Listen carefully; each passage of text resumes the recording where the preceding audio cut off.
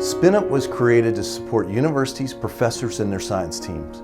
We'd like to hear from any professor with a big idea that has the potential to turn it into a big business. Now, we plan to spin up lots of big ideas into companies, and as we ramp up our operations, we plan to initially focus on a special set of university scientists, those working on rare diseases. There's been a revolution in technologies and tools to facilitate genetic engineering. These tools have been used to fundamentally cure a few cancers caused by genetic diseases. The numbers on rare diseases are staggering. Over 5,000 rare diseases are caused by abnormal genes. 30 million Americans have a rare disease, and nearly 1 billion people around the world, and 50% are children. And yet traditional funding sources are not prepared to invest in the tens of millions required to go from a big idea to a fully funded technology company that can bring innovations to start clinical trials. The tools and technologies for genetic engineering are complex and expensive, so the pace of development has been slow, while the suffering continues. And yet working Americans, who we like to call founding angel investors, can provide the solution.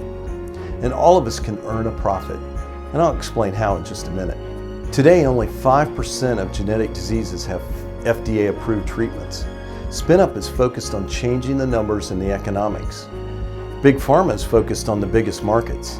This means there are hundreds of rare diseases, each impacting tens of thousands of families in the USA and hundreds of thousands of families around the world. Very few of them are being funded at the level scientists need to fully utilize the latest genetic engineering tools and bring therapeutic solutions to market.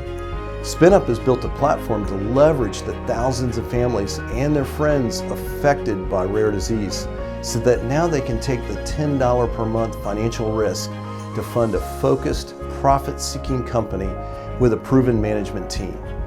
This team's goal is to take advantage of the rapid FDA approval process for rare and orphan disease therapies.